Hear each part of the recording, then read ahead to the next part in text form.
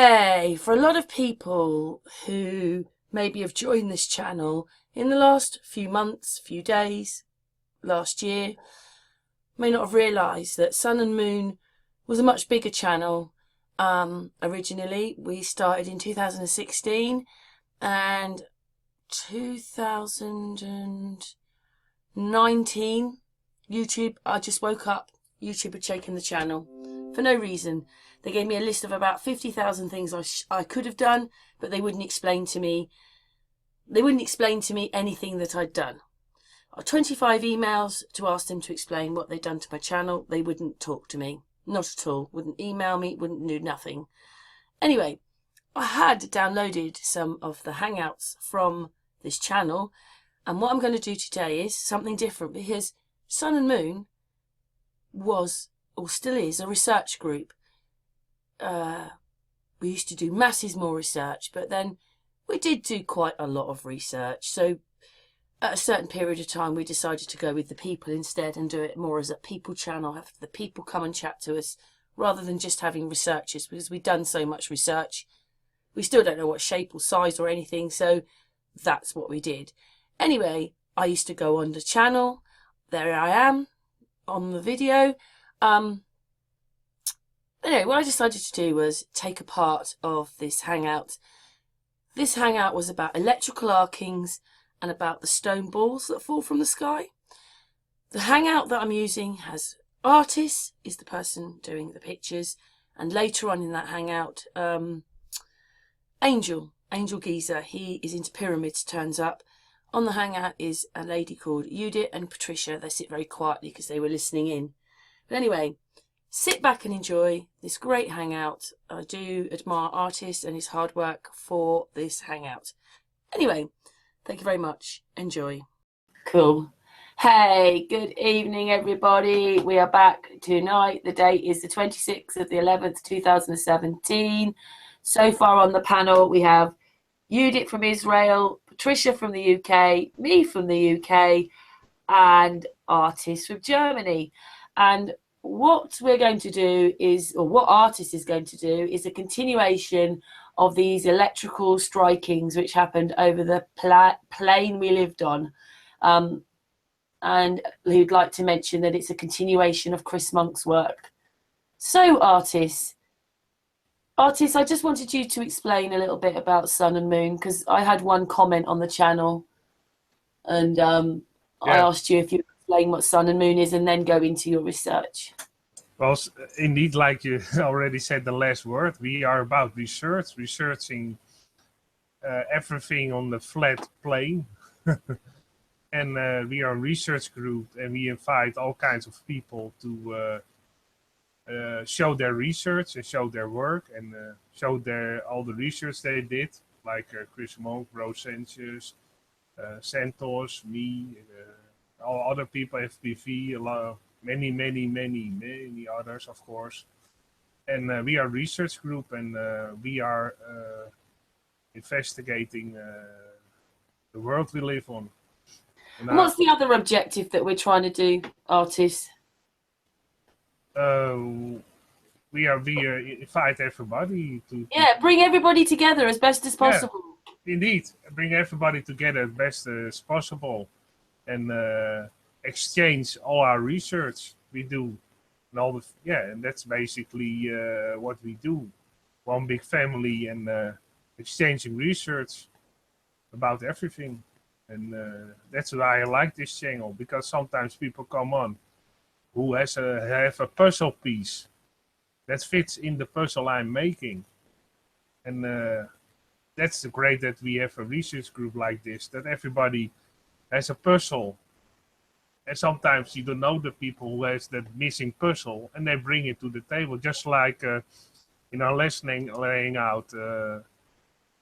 Dre had a puzzle piece he showed me. And I thought, well, wait a second, that is interesting. I'm going to investigate more about this, those Lindenberg figures. And they were exactly fitting in my work. And that was one of the missing puzzle pieces. So that's why this group is so great, that you sometimes out of a direction you least expect, somebody brings the piece of research they did, and then you think, oh, that's it, that's the missing piece. Now I can go further with my research. So that's Yeah, and great. that's kind of what happened last night as well, by the way, because there's a few things he made me think about. I Mhm. don't know if he made Santos think. Maybe Santos made him think. He made Santos think. Of course. And then not just that, Bro Sanchez on this last bit, I didn't know, as I said, that he was recording. Our link finishes at 8 hours. That's as Yeah. long as we can stream for. So of course mine just stops, but he's on OBS or something, Mhm. and it meant he could go on for as long as he liked. And so there was a part that I thought we were on an after hangout, and I was yip yapping away to him. I didn't realise we were live on his channel. Anyway, at the end of that, he's going, "You've really made me think about some things." Yeah, And that's what it's about. It's about that's the it's not important about thing. being shut off and you know everything, because we don't know everything. No, you have to About you have to be reaching out o- to each other. you have to be open to And other people, their works, because sometimes I see work that I don't like for maybe 70%, but that 30% that is in there sometimes helps me understand other things I'm investigating. So even though if you don't agree 100% with somebody, they still can bring some things to the table that you think, hey, that's interesting. That I didn't know that. That helps me in my research. And yeah, sometimes that even last that little bit of video that's got me and Bro on it, he says there repeatedly, "You've made me think about things. You've made me think about things. You've made me think about that. I'm going to look into that. I'm going to." Well, that's more exciting than a wall, isn't it? Oh, I know everything and all that anger and everything. We don't know everything. We're no, all learning still. Anyway, I just wanted to say that's a thank you, artist. yeah, you're absolutely right. We are a research group and we research And a things. community, and a And a community, community. both. It's the researching and the people. Without one, there's nothing. Indeed, indeed, the people. That's the important thing, of course. Of course. Yeah. And over to you. You're going to do this electrical arcing. Thanks for that, artist. I just wanted, sometimes it's better when someone else says it than me Yeah, yeah, for about sure. the group. Sure.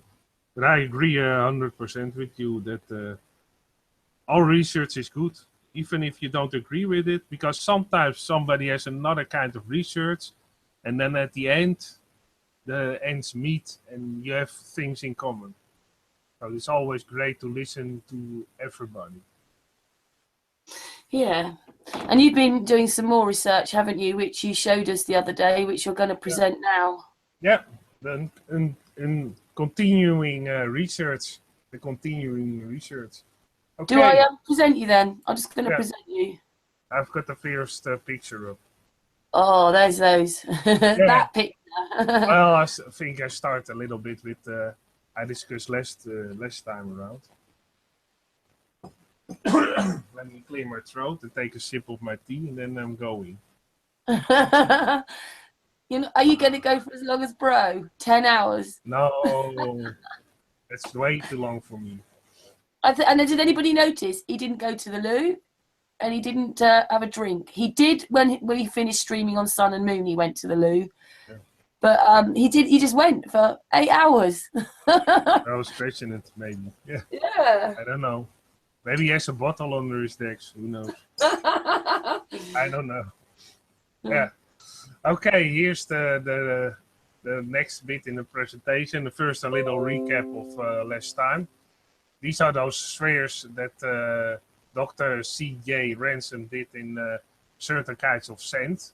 That you can see how the sand reacts to a discharge of electrical experiments, positive and negative discharges and everything. You can see that outer rim, sometimes the middle is pushed up and the rim, and you can see all kinds of shapes happening, but most of the time you can see the rim very clear. Those electrical discharges here, some couple in a row, so it's not always one. It's sometimes there are a couple like here. And if you look at another one who did those same kind of research with sands and metal, powdered metal, and powder metals fused with the sands, and then a discharge in it, and you can see positive and negative discharges, and you can see that happening, the same pattern. It goes out almost like a snow crystal a bit. Here's another one. You can see all those lines going out and towards each other. You can see clearly the discharges. Here's another one just to show you all the experiments William George Armstrong did with the discharges. You can see the pattern and some all things going out in different kinds of shapes. So you can see all the shapes that are happening when you have discharges. This already looks a little bit like a plant almost, or on the surface. Here you have found another one I didn't show last time. You can see those discharges just in like with that other guy. Only there's some more points and a nice round discharge. This one is also interesting from George Armstrong. You can see this nice discharge to somebody in the chest last time. And it looks a bit like a human eye. So I thought, well, let's see Artist, these pictures are quite old, aren't they, the ones that you're showing us? Yeah, this is from the 1800s. So that's very old.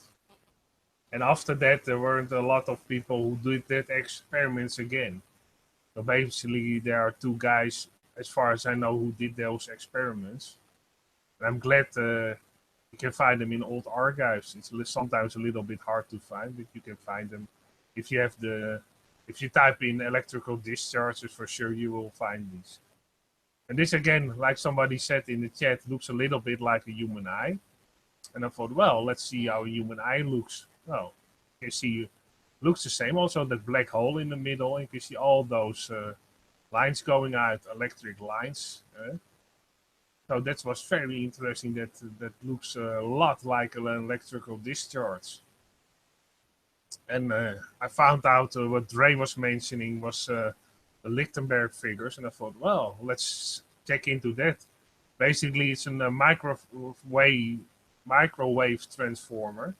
There's an old microwave, and you hook those up, those electrical clips. You discharge them in a piece of wood. First, you have to make the wood a little bit wet, so the discharge is going a little bit more smooth. And then this is the first stage. I took some screenshots of a video. And this is how the discharge goes further. You can see a tree-type shape. It almost looks like a tree or a bush a bit. Very organic. And then it goes further.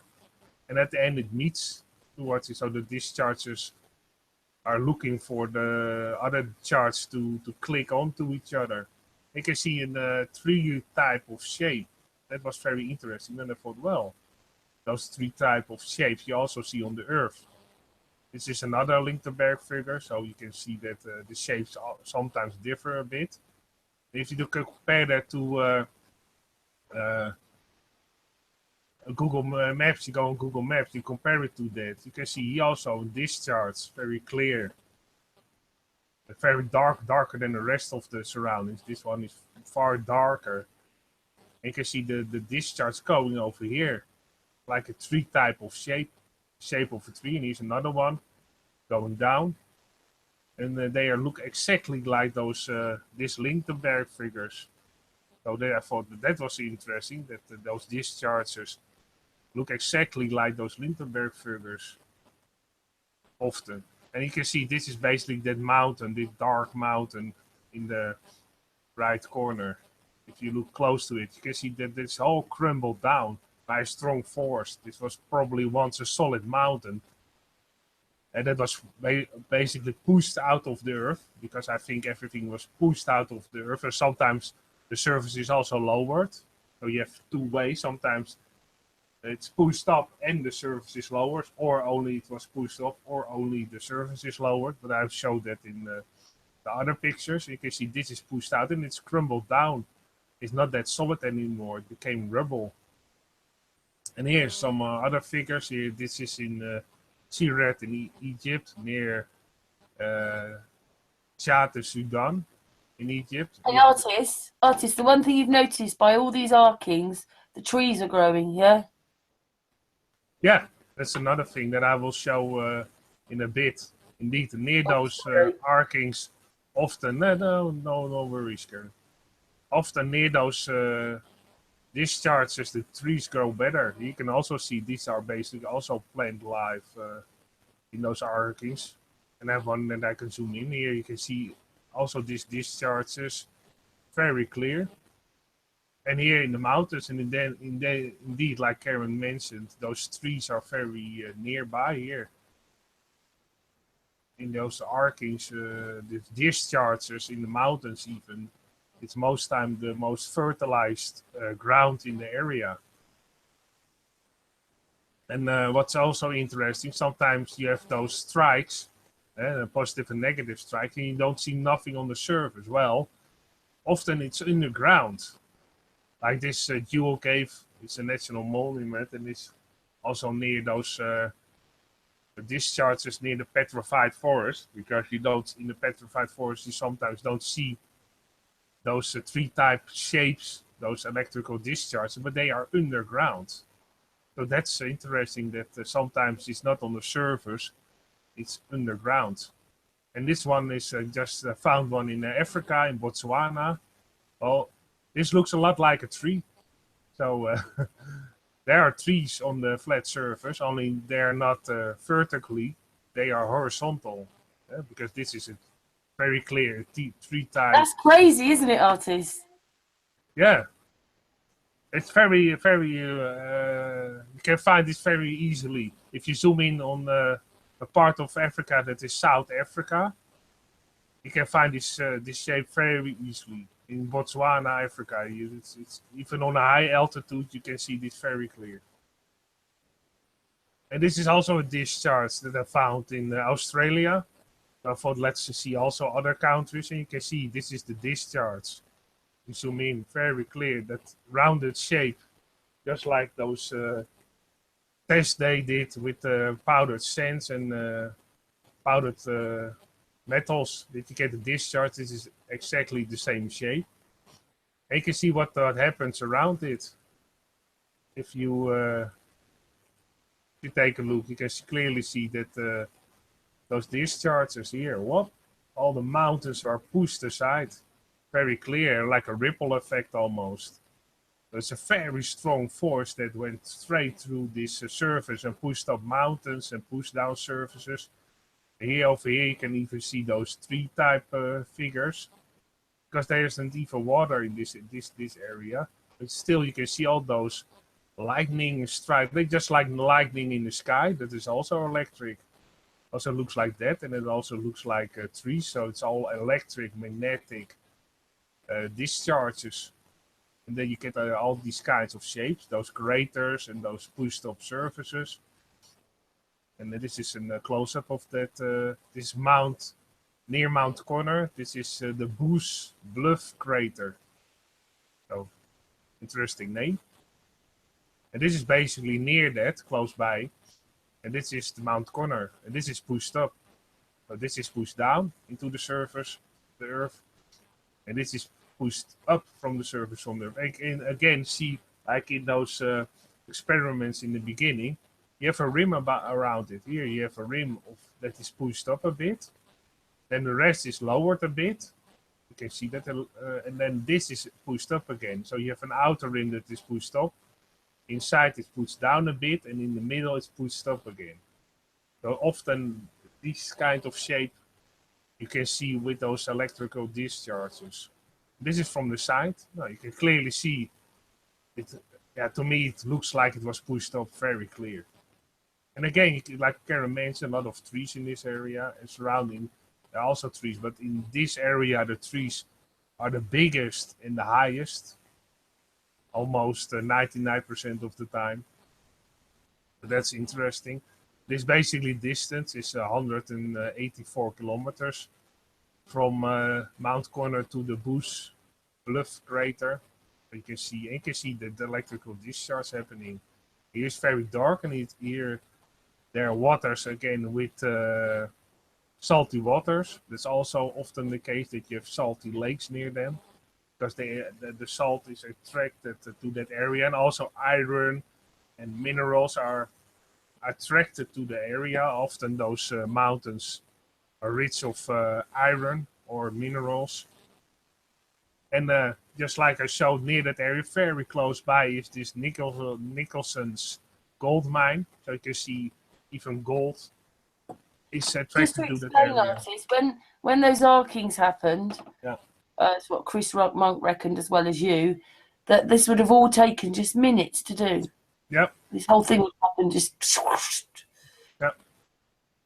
Because indeed, yeah, it takes minutes because sometimes you see it's frozen in time. You can see it happening also with those balls lying around because a lot of the times near these strike zones and in these electrical discharges, you see spherical balls lying around. And this is another crater. Again, you can see the outer rim is pushed up again. And near that is the other surface is pushed up. And this is pushed down, basically pushed down. You get a ring around it. And again, trees. Yeah. All the trees. Artists, just to let you know, Chris Monk's in the chat room.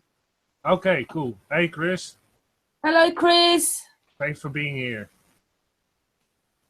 Hello, Chris. Hello, Chris. Yeah, if you want to come on, please do. Yes, Chris, if you wanted to come on. You can come on. If you don't, it's all right with me. Okay. We love you, Chris. Oh, yeah, sure we do. We love everybody who does great research. Oh, he's a friend as well, isn't he? Oh, yeah, for sure. He's very nice to me all the time. And then he was also very nice in posting in the last comment that he thought I did a great job in explaining it. So that is always nice to hear that from somebody like him. And Come with the guitar. What are you saying, Edith? Bring the guitar. yeah, yeah, we missed the guitar. yeah, for sure. Yeah, an artist misses playing his little mouth organ. Yeah, sometimes Chris has also interesting things to say, and we do research, and we fill the research time in with the guitar and loud harp. Yeah, it's always fun. But let's go on a little bit. This is another crater. This is, again, you can see one is a crater, one is pushed up again from the ground. Very, very clear. And it's iron rich or metal rich. And near that site, dus near this site, where those mountains are, these are the Ngumbam cliffs near the Wolf Creek crater. So this is the Wolf Creek crater. And these are the Ngumbam cliffs, and this is all in Australia. And near that, again, you have those stone spherical balls, like I mentioned before, around. Sometimes they are still attached to each other. Sometimes they are loose. And you have another picture. You can see all, not one, well, tens, a lot of them lying around. Those spherical balls, and it's often the case with those electrical discharges. You have these spherical balls that are formed, and sometimes they appear to be shot out of the ground and then landed back on the ground again. And here is the same thing happening. Again, those flattened mountains, they were pushed out of the ground. Some people say those are those trees, but I don't think so, because you don't have the rest lying around. It's much more likely that it is pushed out of the ground. But again, you see this on an from a plane. This field of pushed out of the ground mountains. But near that you have those trees lying. Well, what I think that there was once a forest, maybe high trees, maybe trees of 20 meters high, 40 meters high, like that height. Not higher, I think, in my opinion. But those trees were petrified, and maybe also turned into minerals almost by the strike. So the strike was happening so fast that they turned the trees into minerals, and they petrified the trees. It was caused by the strike. That's my opinion. What happened, and it's more logic, because here you have those flattened mountains in the distance. This is that area I showed in Arizona. And you can clearly see all those trees that are in that strike zone region all turned into stone. So I think that what happened, that there were, well, big trees around, but not that big that some people think they were. Just maybe 20 or 40 meters, and I don't want to go farther than that high. And they were struck by this electrical strike, a discharge. And the trees became petrified. Here you can see the surface also almost like sand petrified. It became solid. The ground became solid as a rock because of those strikes. You can see the shapes, very strange shapes you get, and it's also pushed out of the ground. You see in this rim, it is also pushed out of the ground, like the surface was almost like it was cooking. Like you're cooking a pancake. Sometimes it bubbles also, and you get the surface like this. So the surface was boiling and was pushed out of the ground a bit. And you get this kind of surface, and you can see those flattened mountains in the back that basically was part of the huge strike that went down in this area. Again, you can see here, this is the Barrington crater, very big crater, and this is a hill that. It's also interesting, this hill fits almost exactly into this crater. It's almost like an electric socket. It fits into each other, and the mountains in between are pushed up from the ground. Very, very clear. And here you have the Barrington crater. Just the measurements, you can see how big it is. And it is 1.2 kilometers wide. But it's very wide. You can see people inside, and you can see how big it is. A very, very big crater. But if you look at that mountain, this is basically, I think, the negative discharge. And this is the positive discharge. And in the positive discharge, the soil is very rich. And so therefore the trees grow there bigger, stronger, and higher. If you zoom in this area, you can see all those trees. This is basically this area zoomed in, and the surrounding areas don't have a lot of trees. Only this soil is very fertilized by the strike, and that makes the tree grows bigger and stronger. So that's very interesting. That is often the case with those strikes, that the soil is enriched and the trees grow better. Thanks for noticing it, artist. Also here you have also a hole, and this is also what you noticed, isn't it? You said you noticed that around all these sort of root arcing part, all the trees were growing, and you realised they weren't growing up. It was growing sort of, well, they are growing up, but if from the air they look vertical, isn't it? Yeah. Well, those strikes appear to be those are horizontal in those areas, and this area is the trees grow better near those strikes. And here again, here you have in Easter Islands, those strikes. Here you have basically three strikes in a row. Maybe they're more underwater, because sometimes underwater there are also interesting things. But yeah, it's unfortunate that you can't look underwater in Google. But you can see this one was the third one. It's basically swallowed by the sea. You have three mountains that are pushed clearly out of the ground, because this is not a normal mountain range that the plates go against each other and were pushed up a bit. These are pushed out of the ground by an electrical discharge. And here again you have a mountain with trees on it. Here on this side you can see not very big trees, but again the most of the trees are in this area again. Here you have a whole patch of trees, here. There's also a hole with trees in it. So trees are attracted to that area. Also minerals and iron-rich things are attracted to this area. You can see a big hole and a big mountain. This mountain again fits almost exactly into this hole. That's often the case. This is a close-up of the hole. You can see this pushed into the ground. You have a lake and a lot of trees surrounding it. You can see that here a little bit better. And also smaller bushes here, very small bushes. This is mostly the area that is enriched with fertilized ground. And then again, it looks like those experiments, just to show you that this looks a lot like those powdered sands, those experiments. The same shape occurs. And what is inside those craters is also interesting. Those statues on Easter Island, because this is still Easter Island, look in toward this crater. So this is interesting. You can see those statues looking in toward the crater. Most of the time, people only think, well, they're only on the coastline looking at the sea. No, there are also those statues looking in toward this crater. So it must be important. Otherwise, you don't build a whole lot of structures that look in toward the crater, because it's secret ground, probably. And they knew that it was important. You can see again those a little bit close by those mountains on Easter Island that were pushed out of the ground. And you can again see most of the trees are in that area again.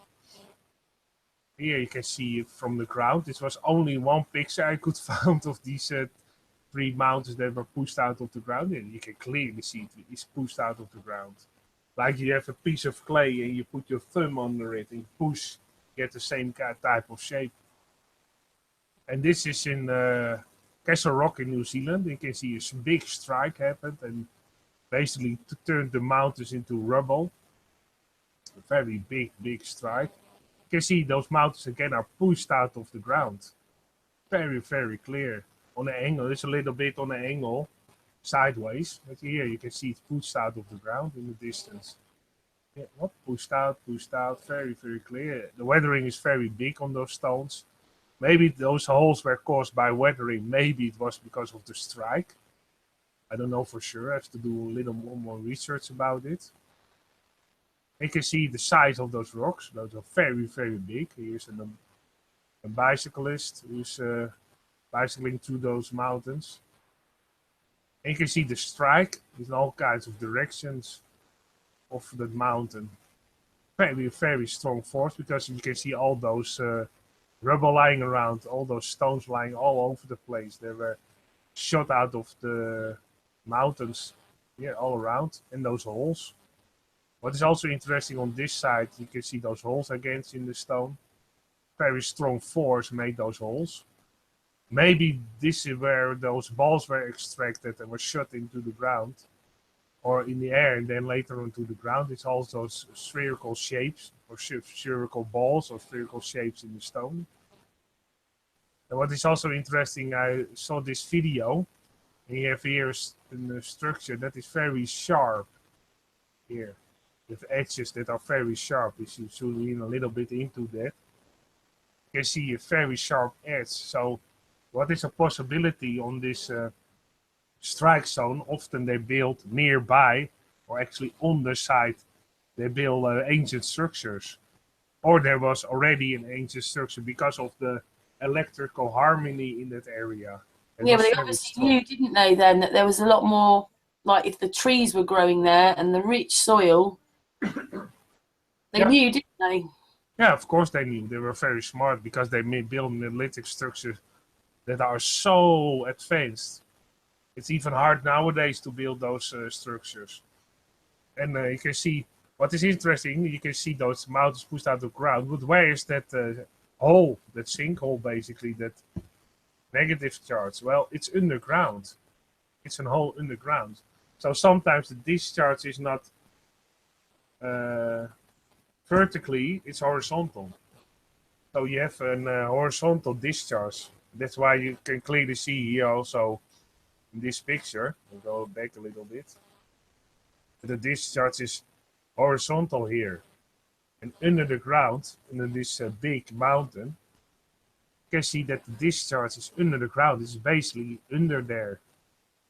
So that's very interesting, that the discharge was under the ground. Sorry. And if you go further, you have the distance also, for instance, Devil's Tower. And you have the place called Sundance in Wyoming. And you can see this is a crater that was pushed into the ground. I will show it closer by, but basically this is Devil's Tower in Wyoming. Well, it's a little bit another state, but this is in Wyoming, Sundance, Wyoming. So you know where the location is. The distance between those mountain in this crater is almost 38 kilometers. And the discharge is also, you can see that on the surface, yeah, a little bit over here, but probably the discharge is under the ground. You have caves under the ground in this area where the discharge happens. This is Devil's Tower. Well, for me, it's very clear it was pushed out of the ground. You see the size, and I always like to show the size with a figure on it, so you can see the scale of this mountain. It is very huge, very straight corners in an hexagonal shape. You can see that from the ground, those shapes. It's like, it's artist, it's like sequoia tree. Yeah. Yeah. Yeah. Interesting. Yeah, it looks a lot like organic plant life indeed. Yeah.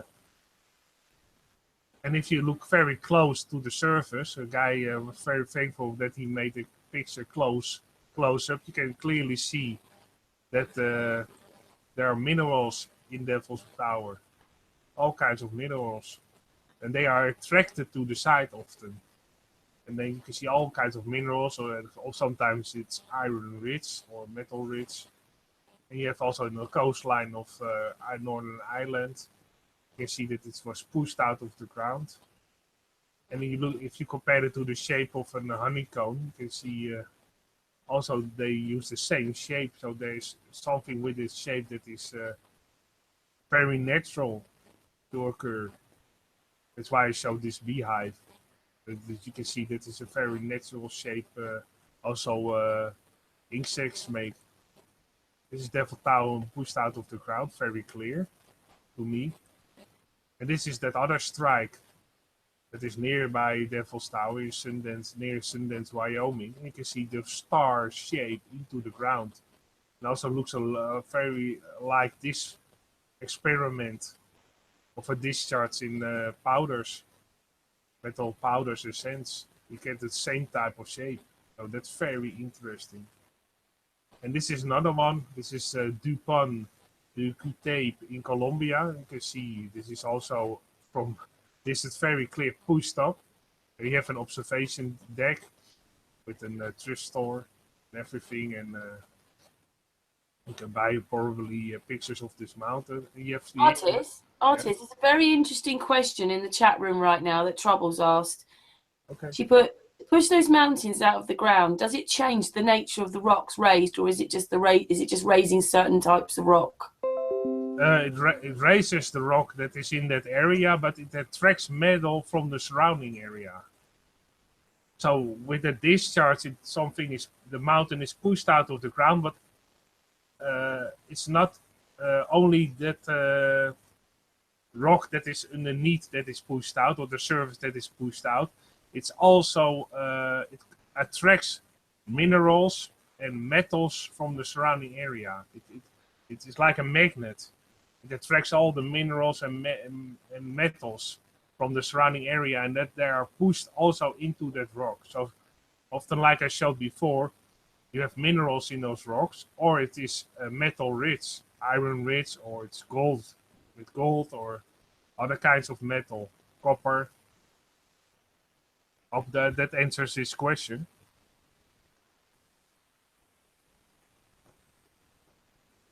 Trouble's a girl. She's an Australian lady, but yeah. Okay. Thanks, artist. So it doesn't change the rocks themselves then? Change them in that kind of way, that they are more metal and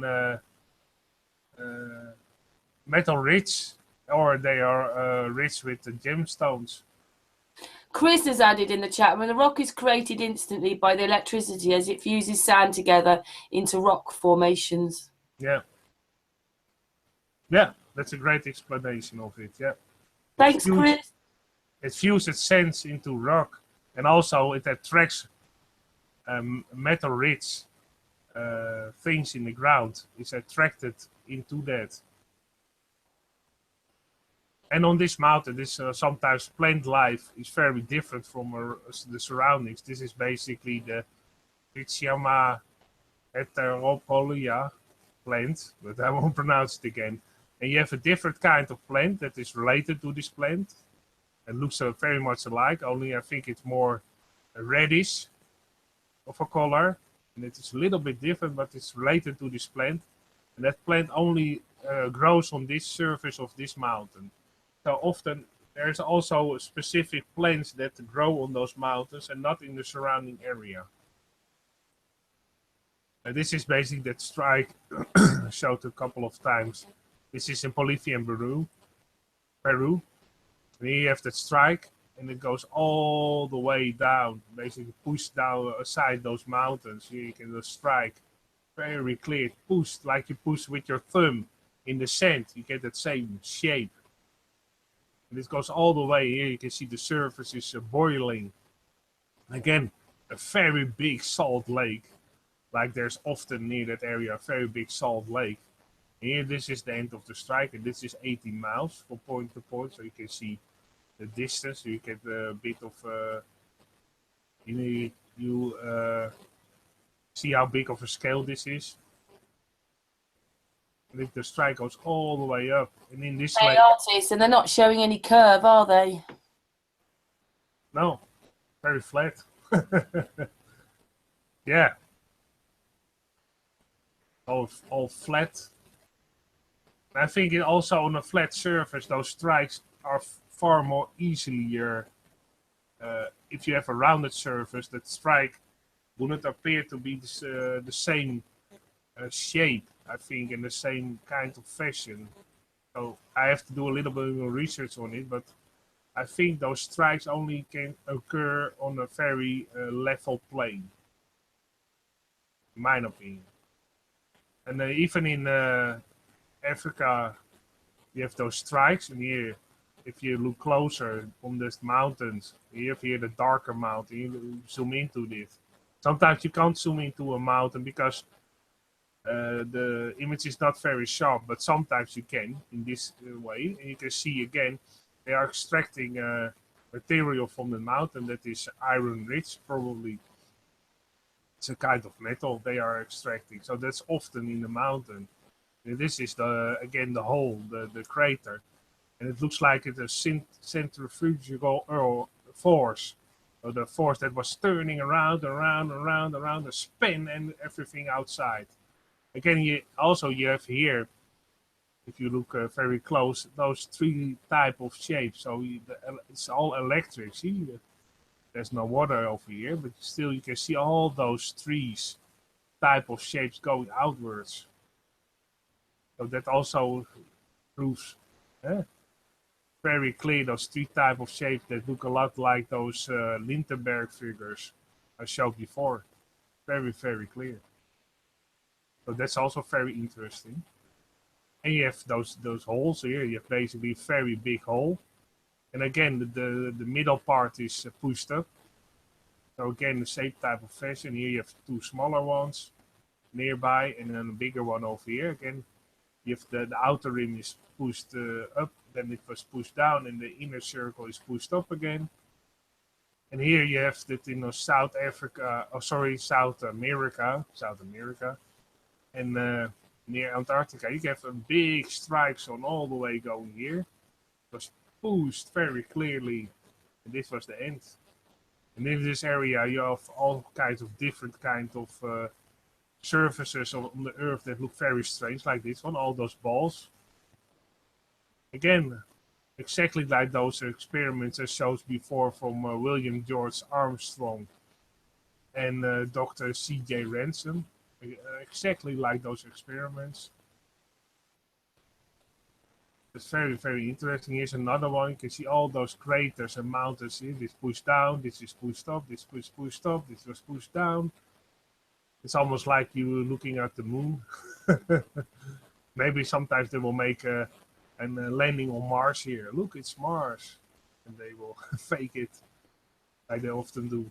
Here, in those here you can see this one is pushed down. Again, you have a salt lake here. The surface is pushed down and it's boiling the surface. And here the surface is pushed up.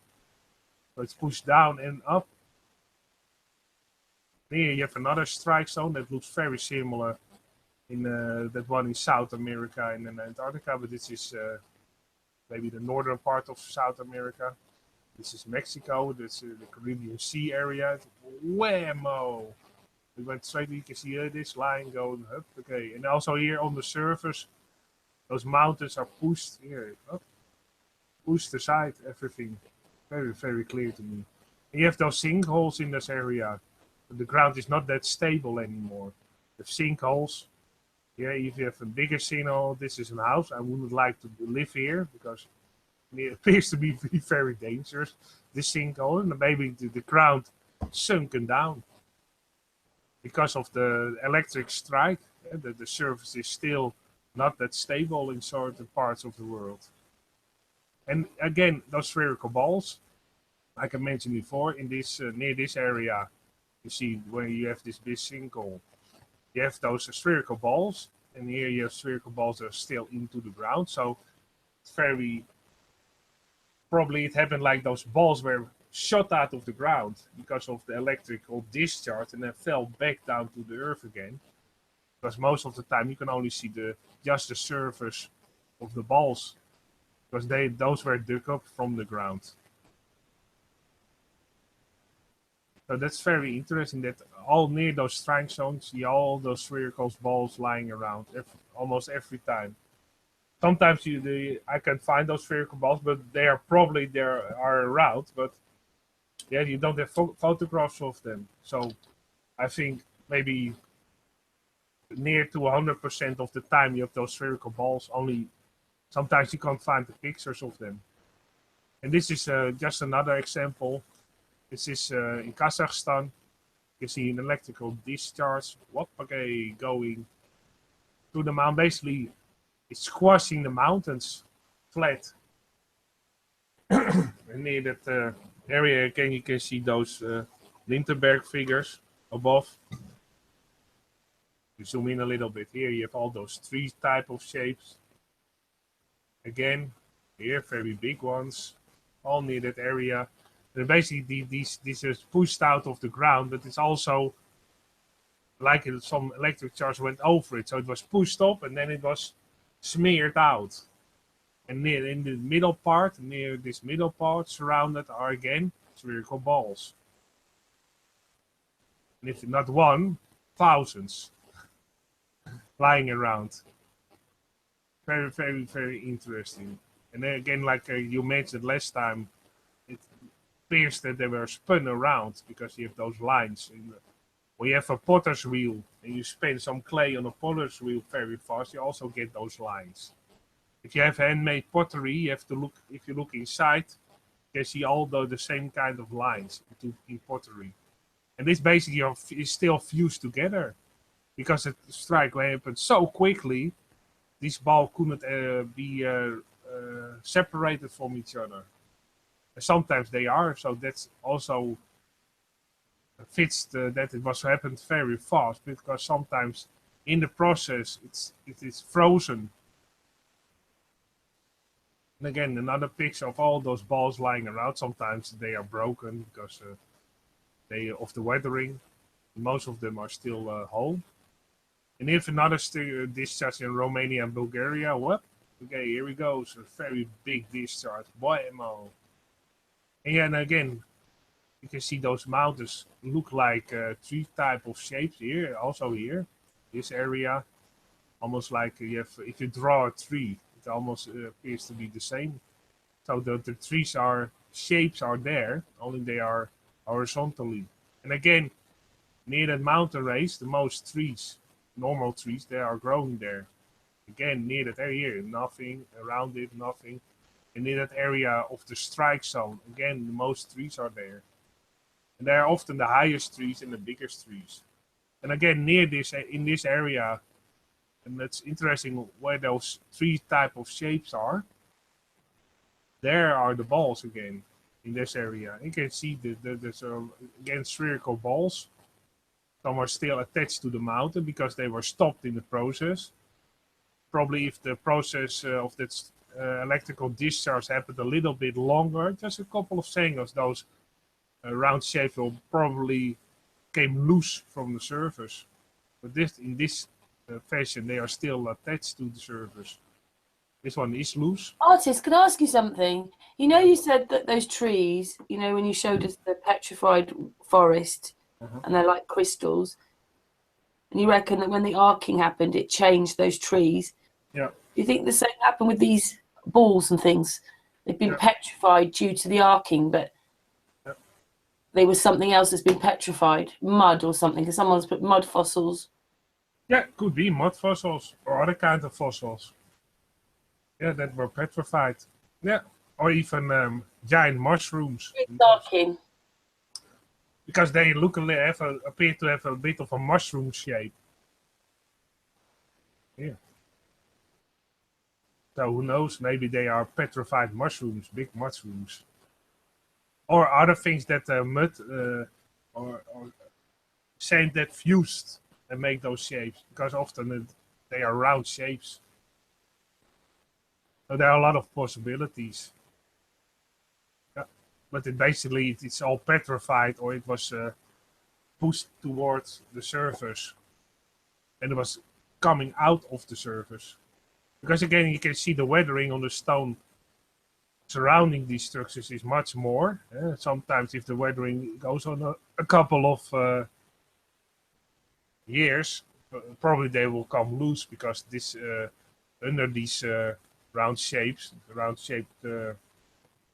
petrified or maybe fused sands is not that hard as those round shapes on top. So if the weathering goes on a little bit, those become loose and become loose globes or spherical shapes. Yeah, very spherical shapes. They are still attached. They are pushed out of the ground. Maybe they are petrified plant life. Who knows? Here you have another one that is still bubbly. This process is still stopped in a certain type of stage. So you have this stage, and the next stage is that all those balls become bigger and become loose. This is pushed again out of the surface. But the process was stopped in this moment. And you see this ball is still trying to get out. If the process lasted a couple of maybe seconds longer, this ball would pop out, and this was shot out to the sky in all directions. And this is a great example of actually when the process was stopped at a certain time. Here's another spherical ball that went up and came down, and it had a centrifugal force going around. Probably very warm or almost very hot.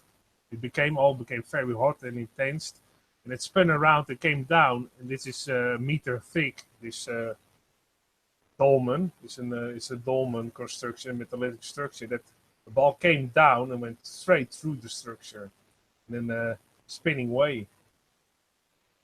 And then you have this is near Camps Island. You have also all these strikes, so you can see very clear. And again, all kinds of things happening. Lines, yeah, all those lines. I talked next time also show those lines. All the way lines. It's almost like writing paper. All the lines are going this direction. And if you in this area again, near Camp Island in Russia, you have those spherical balls lying around. But sometimes they are very big, almost 2 meters or 3 meters. Sometimes they are smaller. Those are, I think, 1 meter in diameter. And you have also smaller ones. These are basically the shape of marbles. Not that very big marbles. When you played when you were a kid, you played with marbles, and those are the same size. But you can see they are iron wrists, but they are rusting. Surface is rusting. So iron is attracted to those balls and to those mountains. All types of metal and is attracted to that area, and therefore it's always rich of metals and gemstones. And this is an area that's also very interesting. That is in Ferro-Kanch in Russia. And basically, the surface is going down. What is interesting, this is almost 2 years ago, and you can see the surface is going down. And you have the mountain again, the strike zone, big strike zone. And again, you have a crater, but that crater has a very interesting shape, and it's still expanding. Here you can see it's very small. This is 10 years ago, and this is only 2 years ago. So it's still going on, that strike. That electric energy is still there, forming a bigger crater. So sometimes even the process is not stopped, but it's still going on. Sometimes it's almost not noticeable, but it's still going on. So that was very interesting to me. And it has the same shape as those experiments those investigators did, Dr. C.J. Ransom and William George Armstrong.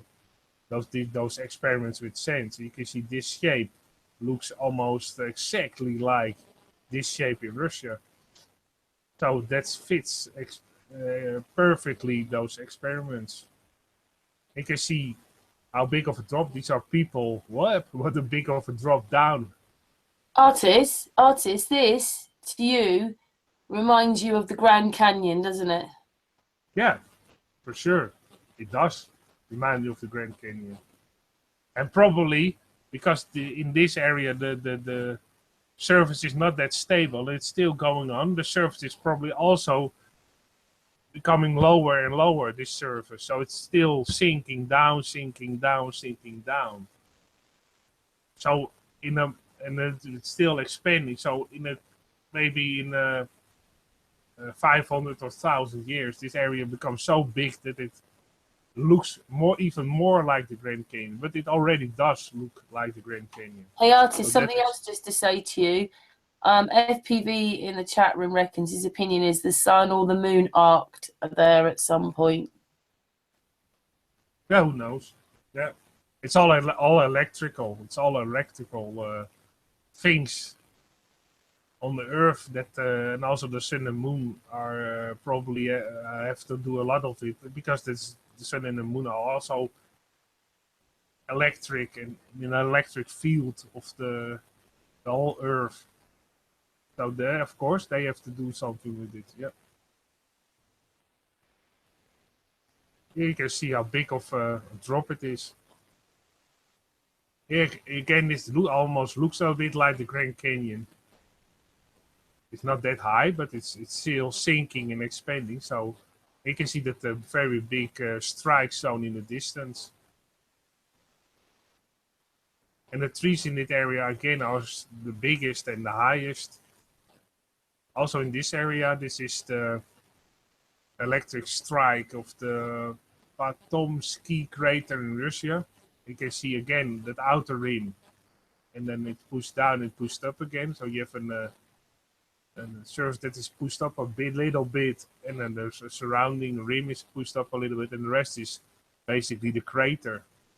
So this has the same shape of those experiments as showed before by Dr. C.J. Ransom. You can see, if you look at this picture, this is the sharpest, and you go one back, exactly the same shape. And again, the trees in this area are the highest, the thickest. And so the trees again like to grow in this area because of the electrical discharge and strike zone. The soil became very fertile. And again, here you have another strike. This one is in the Bengal area in India. Very big strike. So if you go to India, well, you can't miss it. And again, you can see the iron in those mountains. The metal in the mountains, very clear. If you zoom into that, first the shape, first the picture of the shape. Again, the same shape as those experiments by William George Armstrong. Very, very, very, very clear, the same. Artist, very quickly. Angel's here! Hey, Angel! Angel, we didn't think you were coming on. Hi, sorry. Well, I was actually on a phone call, and okay. But either way, I wanted to pop in, say hi, how you doing? But you're in the middle of something, so I'm just going to sit back and listen for a minute. Yeah, you I'm missed almost last finished. week. No, carry on, Otis. Yeah, we always miss Angel because Angel has a great input, just like Green Smoke has. Again, it looks very much the same as this experiments by William George Armstrong with Hey, powdered artist, materials. just while Angels come in, just Yeah. explain a little bit about what these pictures are about for you with what you're doing, because he won't know maybe. Yeah, I finished this part a bit, and then I will go back to the first part to explain a little bit more. But this fits also into the explaining bit. This is basically the electrical discharges with powdered sand and powdered metal. And he did a lot of experiments, and he gets different kinds of shapes of the discharge.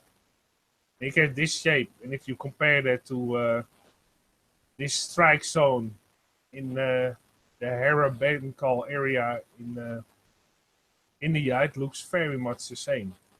What is also interesting, it's iron rich, because if you zoom into the mountain, you can see they are extracting the iron from the mountain.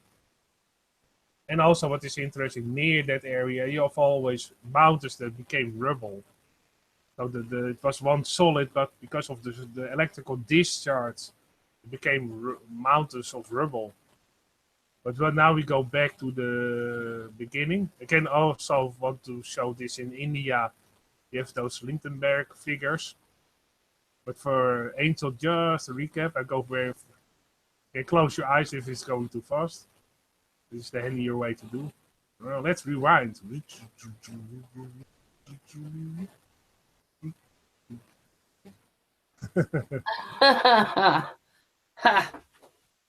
Rewind. I think you'll like all this, Angel. Okay, this is the point that I want to come back to. This is some experiments that I showed in the beginning from William George Armstrong. It was done in the 1800s with powdered metals and powdered sands, and then a discharge in it. Also, he fused sand with certain kinds of metal, and then he put a discharge in it. And you get these types of shape, or this type of shape, or this type of shape.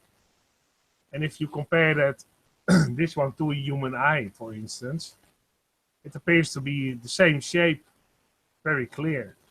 And that proves that our eyes are also electrical, and all humans are basically electrical and have certain frequencies. Do you know slash have you like paid attention to how our eyes actually transmit the colors to our brain? You know, our eyes are part of our brain. Yeah. Our eyes are a nerve of the brain. There are 4 sets of I forget what they call them, like nerve sensitivity levels, and depending on the color band, was it green, red, and green, red, and blue. Yeah. That the certain frequencies stimulate them and act as like transistors to allow a chemical reaction to go. And based on the amount of electricity that flows, we say, oh, it's that intense of blue, oh, it's that intense of red, oh, it's that intense of green. And then our brain reformulates the image, but it's all electrical. Our Yeah. whole bodies are electrical. Indeed. Yeah, I agree 100%. And that's why the electrical discharge looks a lot like a human eye. And this is basically, I don't know if you saw it ever before. This is Lindenberg figures you can do with a microwave transformer. And you do basically a discharge of electricity into wood. And you get these type of shapes. It's basically stills from a video. And they appear to have a shape of a tree a bit, because also lightning.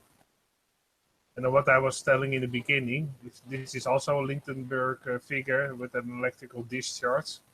Also looks like coral. Yeah, like coral. Yeah, indeed. It also looks like the surface in sometimes deserts. Here you have that electrical strike, and you see that line and the discharge has the same shape. And also in here in the you have also those discharges that look a lot like those Lindenberg figures, and the mountains, mountain ranges, even clearer. Because what I think sometimes, what I think that happened is that there was an electrical discharge that formed those figures, and later on, and also occurring when it was occurring, the waters were flowing to that area because it was lowered.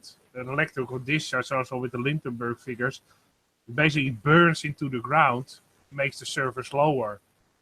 And when the surface is lower, all the water goes to that area, of course. So that's why often in those areas there's water, but not always. Like here in the desert, there's no water around. What Here, there's no water around, but still you have those have you discharges. considered that while I do not disagree that at some points there is a strike and an immediate reaction, if there's a constant flow Yeah, of electricity, even at the micro level, yeah, as crystals and things form, as water dehydrates, as everything within nature happens, that some of these may form over time. While yeah, granted, some of them are instantaneous because of yeah. bursts, some of them may be growing to this day. Of course, I have even a picture of it, Angel. If you just a moment, look where it is.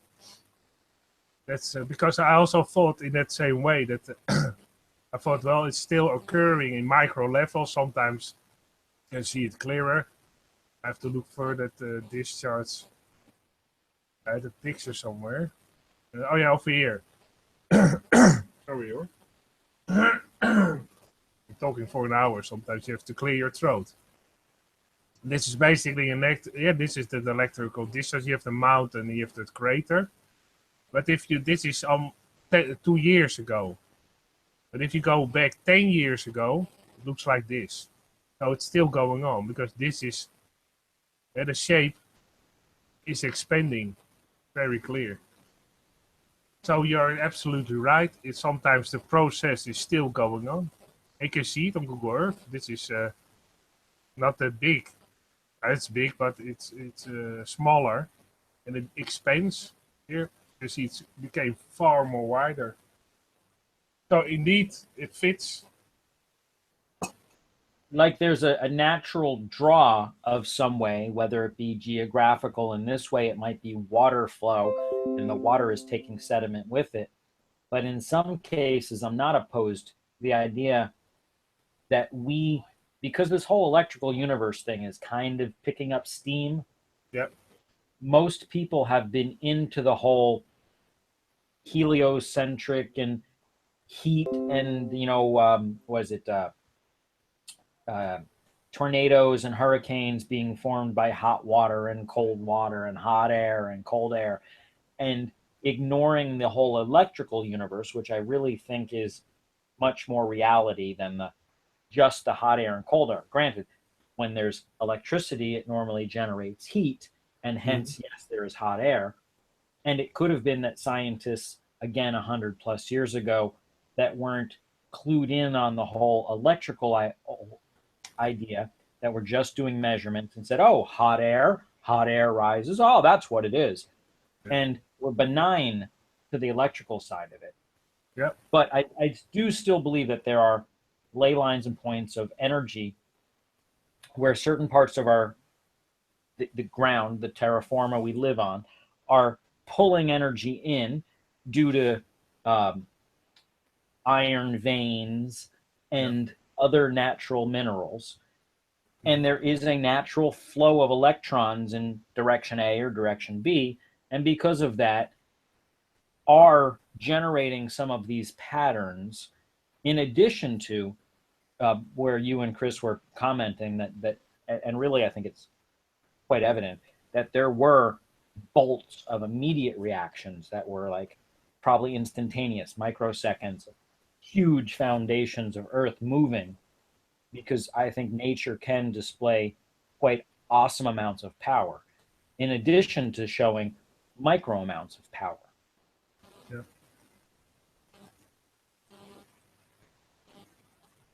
Indeed. Absolutely right. Yeah. Thanks, Angel. Yeah, thanks for saying that. Because your vocabulary in English is far better than mine, so sometimes I'm struggling a bit with the words, and that's very great that you explain it a little bit more clear with What, little better what words for it. one of the things that I think that as a whole we are ignoring is the Yeah, whole micro versus macro, and I think that part of the reason that Benjamin Franklin was attributed with the whole electrical thing is because it was the focus of macro. We want to like play with lightning bolts and arc welding and moving huge motors, as opposed to saying like, hey, if we rub a glass rod with some electricity, we can make a quick spark, because that's the macro level. And yeah, it's the macro level of electricity that I like to point out that we use today to do quite amazing amounts of things with macro amounts of electricity, yeah, where 10 years ago, that same macro amount of electricity, the amount of power that I can keep in this little cell right here can charge this cell phone twice. yeah, And that is very utilitarian to me today. But this same amount of electricity a decade ago would have done nothing, because if I hooked a light bulb to it, it would have lasted 15 minutes, where now I can use an LED, which will last me 3 days. So it's how efficient we've become with our electricity that today we can use micro amounts to much greater efficiency, and we see the utilitarian abilities of it. And we can probably start to focus on, hey, in nature is moving electrons from point A to point B in tiny minute amounts. It's just occurring in nature. And this is yeah, what really Tesla was pointing out, that there is energy around us all over. But mhm, because it's so micro amount, we couldn't do anything with it. We can't start a fire with it. We can't really do anything with it. Like I like to point it out, even a solar panel, um, even a little solar panel, it doesn't, it wouldn't make enough electricity to do anything a decade ago, but today it can be super utilitarian. oh And yeah, now we're recognizing small amounts of electricity, and it's becoming more and more. And I do think that with patience, even 2-3 centuries ago, electroplating of coins, jewelry, and stuff like that could be very easily accomplished, but you had to be patient, and you had to be somebody that knew of electricity and knew of this knowledge that I believe Templars and Masons and things of that did have that knowledge if they got high enough in their levels. But because you couldn't do anything with it, and it took patience and it took understanding, that your farmer would have no reason for it, your gardener, your mason, your blacksmith, they didn't need to know about electricity. It was pointless to them. So why educate the population with a thing that is hocus pocus? Just leave it to the powers that be. And and I've it been a also family was, trade secret. and that also why they probably didn't do it, because they can falsify coins. Right. The Well, people knew it's not only that, but it's one part of it. Yeah, some of what I believe is speculation, and I believe it because I've tried to pay attention to history and how things have progressed. But I think colloidal silver was holy water up until like 300-400 years ago. I think hmm, when you look at what holy water was said to be able to do, and you look at what colloidal silver can do, I think they are synonymous. But because to make colloidal silver needs the knowledge of electricity, and please tell me if there's another way to make colloidal silver. But I believe that knowledge of electricity was then washed from the clergy, and only the, maybe cardinals there on up knew of that knowledge. Your normal priests and, altar boys didn't need to know that knowledge, because, well, why waste money on making people healthy when the new idea, pharmacology, came in, and the idea is to treat people's symptoms instead of making them healthy. It went from health to medication. How do we medicate the population as opposed to how do we heal the population? And that's my belief, and I'm sticking with it until somebody can show me otherwise. But when we look at the 532 compared to 440 compared to 432, 432, you know, and the symmetrics and all that stuff, there's really been a focus by the powers that be to use the knowledge of health to control the population by making them not as healthy as they could be if they had the right knowledge. And both in minerals, supplements, nature, everything. It's an all-out attack on every level. And the more that we understand our own bodies and our own world, that we realize that most of what we're indoctrinated with is incorrect, including the plane on which we live. Yeah. If everything the general population knew is false, the CIA done their job. For sure. Indeed, I was always, when you talked about those small electric currents they use to plate certain objects, I was already thinking about those Baghdad batteries. Yeah. Yeah, that's also an example. That's evidence that the knowledge of electricity had been known at some point in the past. And just the evidence that the knowledge of electricity had been known tells you that they had a knowledge that we at one point have either lost and or never lost, but the general population wasn't privy to. Mm-hmm. Yeah, it makes sense.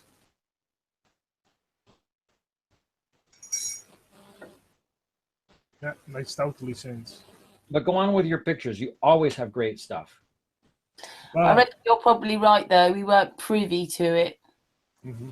Right. I do think that it's the same today. If we got into the library that they have at the Vatican, I'm sure there's a 700-year-old doctrine that tells us about different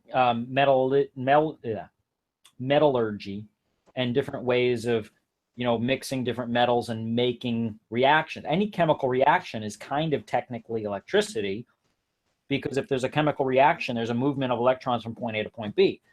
That's, in some ways, depending on how you want to pick it apart and how, you know, nitpicky you want to be, that's electricity. Anytime you cause a chemical reaction, there is an electrical change.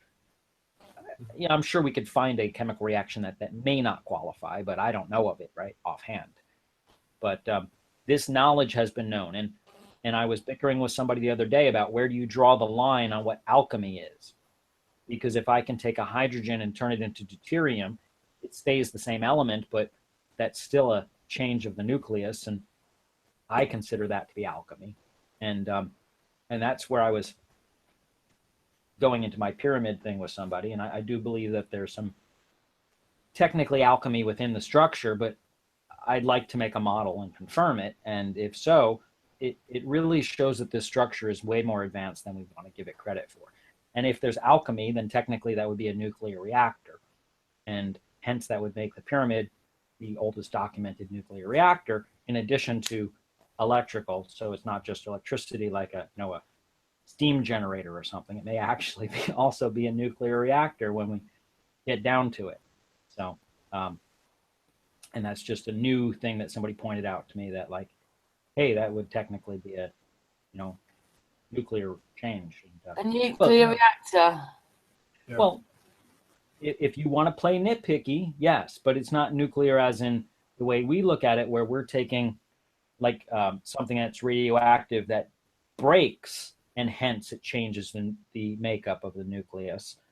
But if you can take a proton and add a neutron to it, that is a change of the nucleus, and hence I really think that would be technically a nuclear reactor. But it really, who draws the line? What, does Guinness step in and say, oh, that's not a nuclear reactor, that would just be a blah, blah, blah reactor? Who's the nitpicky person that changes, defines, these things? And it really comes down to it, until I get a semi-functioning working model, either in CAD or reality, that demonstrate what I believe is occurring, then somebody could say, okay, I guess that does classify as a nuclear reactor. And if so, it really shows that these people had way more knowledge than I give them credit for. And the more and more and more I play with this whole plateau, the more I think that it really is more awesome than I gave it credit for the week before. So what does that mean if they were like nuclear reactors, then? Does that mean this didn't help with those electrical arcings? Well, if you take a body of water and you're able to add neutrons to the body of water, then and the body of water suck in the neutrons and make some of that body of water become heavy water, what today we call heavy water. And you look at what they call heavy water reactors and light water reactors and then salt water reactors. There's so many different reactors out there. But if we can in today's world, we don't actually make heavy water. We enrich heavy water, which is the same way we don't make uranium-238, which is the one that's radioactive. We enrich it. I don't know how deep you want me to get into it. And does anybody else know about the racetracks? We basically take a uranium element and we run it through a series of magnets and we arc it around a corner, like bend it around that corner. And depending on how heavy it is, it either arcs out wide or it arcs lightly, depending on how heavy it is. And it goes around, I think it's a 1/4 mile track. And within that 1/4 mile track, it only has like a 1/2 inch of deviation. So we're talking very micro amounts. And if it's really heavy, it hits a metal plate and it falls into the ground, and that's depleted uranium. It doesn't have the right element. And if it's the lighter one, it falls and goes right through a whole little slit in the wall. And that's the uranium they're looking for. And they do that one element at a time. And that's what they call enriching uranium. So we're taking what nature has already provided and isolating out the ones that aren't of the element that we want and pooling the ones that are of the element we want, enriching them. That's what they call enriched uranium. Now we can do the same exact thing with water, because if you take a normal glass of water, 1 out of every 8,000 molecules of that water is heavy water, just by nature. And what they do in Holland, where they have way too much electricity, is you can either boil it or electrolyze it. And what that does is it makes the lighter water, normal water, either boil off or electrolyze off. And what's left is the heavy water. And then they take that, they put it in a vial, and they sell it for thousands of dollars a vial because it takes so much energy to produce. But you're not really producing it. You're taking what's already provided by nature and filtering out what you don't want and keeping what you do. I think this structure was actually taking a normal pool of water and sucking a neutron into it and making heavy water, something that today we don't do. And if this structure actually shows us the way to do it mechanically or organically, then I think it would be a learning tool and something I hope I don't, ski into a tree this winter or something like that and, die over. But I do think that it shows us how water can be enriched or manufactured to be heavy water. And something, like I said, today we don't do. And that technically would be a nuclear reaction. And that technically would be alchemy. And that would be everything all the theorists say, oh, they were doing alchemy. Oh, they were doing this. Well, it so may be that this structure is everything they said it was, only they said it so much like, a conspiracy theory, like, Oh, what do you think it flies too? Well, you know, if it winds up flying, that would be far and above and beyond, but I don't think it goes that far. But I do think this structure is quite amazing and may still yet do things that will teach the general knowledge. And I'm still quite amazed at it. And like I said, I'd really like to get somebody like Chris that can put it into a CAD and can actually let the CAD tell us what it's doing instead of me guessing based on all the books I've read and people I've talked to. I'd like a higher ability, like either nature or a computer that thinks it's smarter than nature, tell me what I think. That's what I want. Okay, Angel. It's like if I drew the spruce goose on paper and I said, no, it'll fly. You know what the spruce goose is? This guy named Hugh Hefner. Sorry, that's a different guy. Howard Hughes, a great guy in the early, just before World War II, was making a bunch of stuff, and they made this huge airplane before metal was really. I think since it was during the war, he couldn't get enough metal, so he made a huge airplane out of wood, and they call it the Spruce Goose. And if you Google that, you can see that it's a real airplane. It flew once, and then it was like told it couldn't fly because it was never given like the FAA's seal of approval. But he made this airplane that's bigger than Asimov, the one that the Russian guy made, 225. It's huge. I think it's like 210 foot wingspan, which is bigger than an Airbus 380, bigger than a 747. It's a huge airplane, and it's made of wood. And they told him it will not fly. It will not fly. Physicists stood around and said it will not fly, just like they told the Wright brothers it will not fly. Anyway, he flew it, and they said, and after they dropped that's it right there, huge airplane. Yeah, I found it. I thought let's find it quickly so everybody can grasp the size of it. Yeah, it's wooden. Yeah, it's wood, and they called it the Spruce Goose because people told him it would not fly, and he proved them wrong because he made it fly. But he wasn't allowed to make it fly. He was only allowed to taxi around the harbor. So since he couldn't get above like 1,000 feet or something like that, because then the FAA would have given him huge fines and stuff, he just made it hover across above the water and then landed back down in the water and said, "Ha ha, I proved you wrong." Anyway, so when people sit there and these mathematicians say this will not work, and someone proves them wrong, that's how really much faith I have in science over natural science. And but I'd really still like a computer to say, hey, maybe it will work, because a computer saying maybe it will work is better than me, who has nothing after my name but a .com, saying, no, I think it'll work. And it's not a tomb. That's my biggest thing.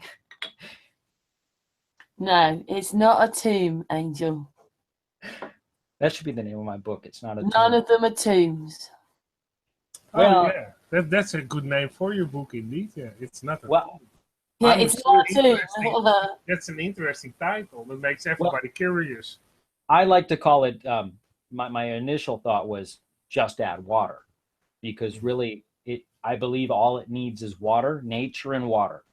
But It's Not a Tomb would also be a good book title. But not a tomb. Maybe we've helped you get the title for your book. I think if I did It's Not a Tomb, I'd like to focus on visual pictures of it so people can look at it and say, well, how is this a tomb? But just add water would be more for the people who want to look at it as a functioning machine. Hey, maybe that could be it. It could be a double one. It's not a tomb. Just add water. Oh, yeah. That's even better. Yeah. Yeah. It's not a tomb, just add water. Yeah. And that's brilliant. Yeah, that both ways. Yeah. That's why these hangouts are so great. You inspire people and give them ideas. Well, my other focus, and all of them kind of going inside, is my pulling your head out of the sand, because my idea is to get people to look at it in a classroom, scientific view, as opposed to looking at it in the middle of the sand in Egypt and, oh, it's a tomb. Pull your head out of the sand, and like get a different view of it. They're all play on words. I'm a linguistic expert. I'm a cunning linguist. Yeah. Well, that was brilliant as always. Maybe we've got the title for your book there.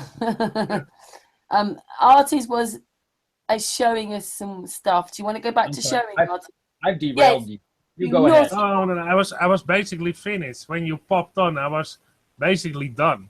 So you came in exactly at the right time. That I was basically finished with my presentation. So no worries. No problem. So, had you finished showing Angel though, Artis? Well, I think he grabs. I'll rewatch it. Yeah, and I think he understands basically what I'm talking about. It's just evidence of electricity within our plane. Yeah, on a massive scale. On a massive scale, indeed. Yeah, you said that perfectly. Proof. That's what we always want to find. Proof. That's why you want to build a pyramid, to have proof. Well, unless somebody had, again, that piece of wood example you showed, an average person 100 years ago would not have had the ability to look at a picture of a piece of wood with an arc of electricity through it.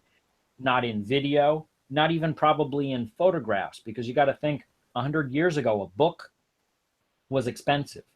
A photograph was a rarity. Only rich and famous had photographs. A Polaroid was at the 60s and 70s. Polaroids came around. That was when the average person was able to actually get their fingertips on photos.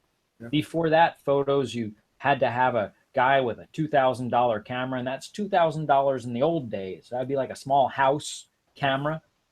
And also the shutter time of the cameras were very long. So you have to buy a stand to put it on and everything, and make it very level, and that it wasn't moving around. Otherwise, you get blurred pictures.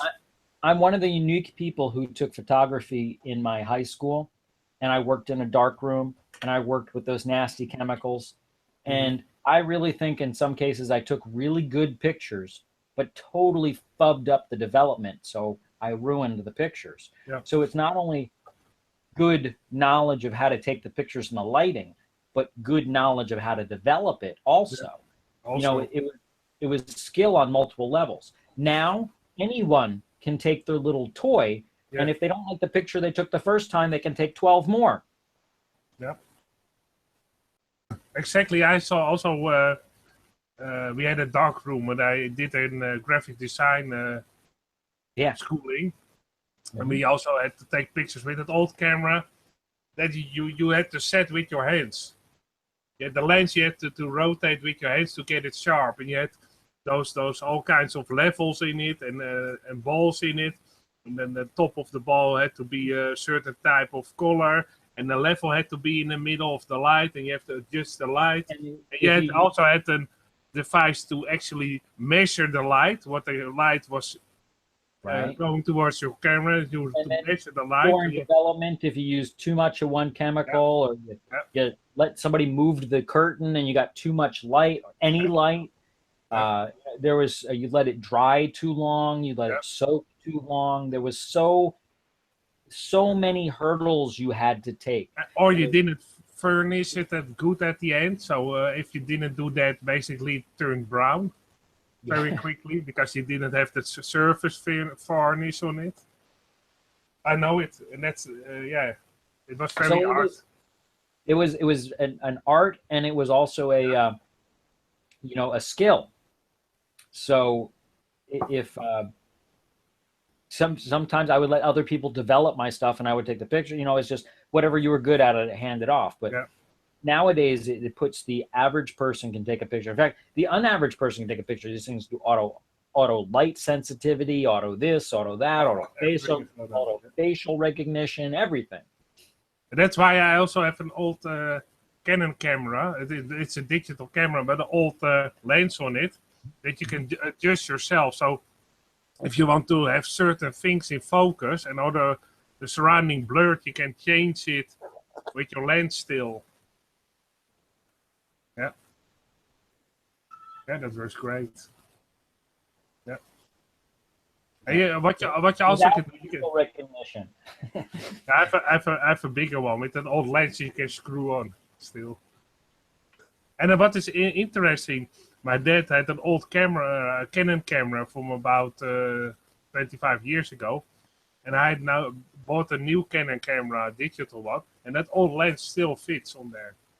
Oh yeah, well they're lucky to keep a standard, thank you, on some things. Only you have to adjust it by hand, the lens, because it doesn't work automatically. And I find it even more handy, and then I can pinpoint what is sharp, what I want to be sharp in the picture, not automatically. And then you can play, because sometimes I like to to get captures of. Like many other things, it does require a learning curve on your side. It puts the control back in your hands. Yeah, that's what I like. Yeah. But it's probably also what you did in the dark room when you light the picture without any negative on it. That you only put your hand on it. And then, well, it also give it a light. Then you had the shape of your hand on that on the piece of photograph paper. And it was also fun to do.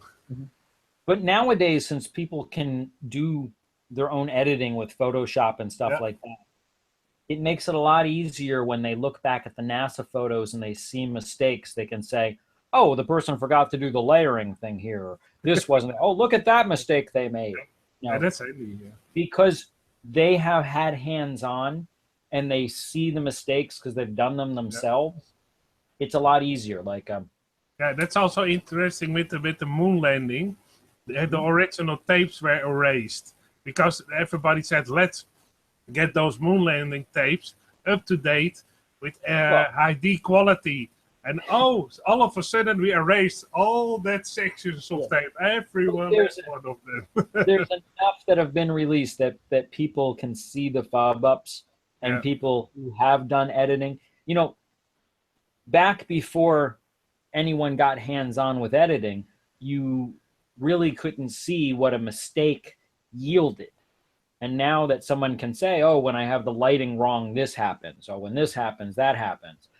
And, you know, and people can compare it to repeatable reality. So I think it makes it easier for people to see the mistakes, which is why they kind of want to, like, draw your attention anywhere else.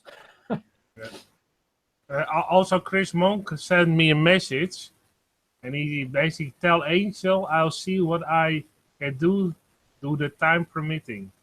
Well, I do thank him. Oh, I was going to say that, artist. I got that message from Chris as well. Yeah, me too. And I thought, let's read it to Angel. Well, I think he has a lot more gray matter in that idea than I do, or at least not more experience in those matters. Yeah.